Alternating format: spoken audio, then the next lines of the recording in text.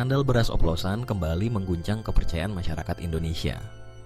Dalam beberapa pekan terakhir, Kementerian Pertanian bersama Satgas Pangan mengungkap pelanggaran mutu dari ratusan merek beras yang beredar di pasar, baik di minimarket hingga supermarket.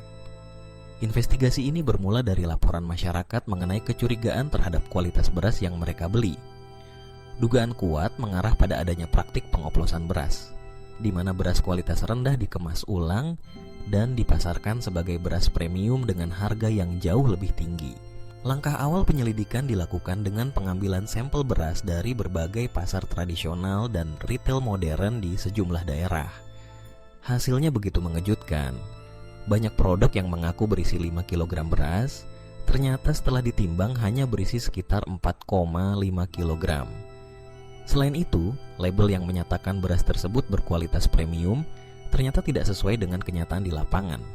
Lebih dari 80% produk yang mengklaim sebagai beras premium, setelah diuji, hanyalah beras biasa yang dioplos dan dikemas ulang agar terlihat menarik di mata konsumen. Dampak dari kecurangan ini sangatlah besar.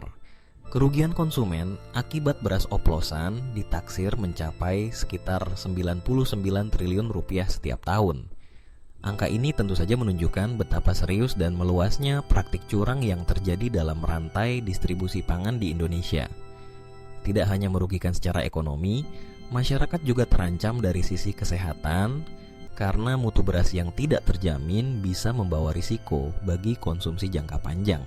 Hasil penyelidikan lebih lanjut juga mengungkap bahwa praktik oplosan ini telah menjadi bagian dari sistem distribusi pangan nasional. Lemahnya pengawasan serta penegakan hukum membuat oknum-oknum mafia pangan semakin berani dan leluasa menjalankan aksinya. Koordinator Koalisi Rakyat untuk Kedaulatan Pangan, Said Abdullah, menyoroti bahwa meskipun instrumen hukum sudah tersedia, pengawasan di lapangan masih sangat lemah. Kondisi ini menyebabkan kepercayaan masyarakat terhadap produsen dan distributor beras ikut tergerus.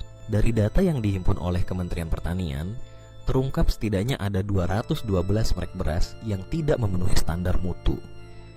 4 produsen besar pun kini menjadi sorotan utama dalam investigasi ini. Wilmar Group, salah satu produsen terbesar, tengah diperiksa karena memasarkan merek Sania, Sofia, Fortune, dan Sip. Keempat merek ini ditemukan di sejumlah titik distribusi dengan label premium. Namun mutu berasnya tidak sesuai dengan klaim pada kemasan. Selain Wilmar Group, PT Food Station Cipinang Jaya juga diperiksa. Beberapa merek dari perusahaan ini seperti Setra Ramos, Beras Pulen Wangi, Food Station, Ramos Premium, dan Setra Pulen terindikasi melakukan pelanggaran mutu dan takaran. PT Belitang Panen Raya pun tidak luput dari sorotan dengan merek Raja Platinum dan Raja Ultima yang turut didalami. Terakhir, PT Sentosa Utama Lestari atau Java Group juga diselidiki karena merek Ayana yang beredar di pasaran diduga tidak memenuhi standar. Menanggapi temuan ini, perwakilan produsen menyatakan kesiapannya untuk mengikuti proses hukum dan pemeriksaan lebih lanjut. Mereka berupaya memastikan transparansi operasional bisnis, namun masyarakat diimbau tetap waspada.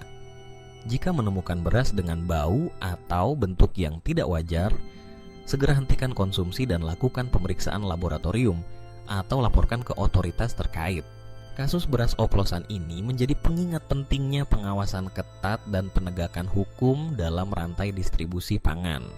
Masyarakat dituntut untuk lebih teliti saat membeli beras, memeriksa label kemasan, berat, dan kualitas fisik beras sebelum memasak. Pemerintah pun diharapkan memperkuat pengawasan agar praktik serupa tidak terus terulang dan merugikan masyarakat luas. Dengan kolaborasi antara pemerintah, produsen, dan konsumen, diharapkan kualitas pangan nasional bisa lebih terjamin dan kepercayaan masyarakat kembali pulih.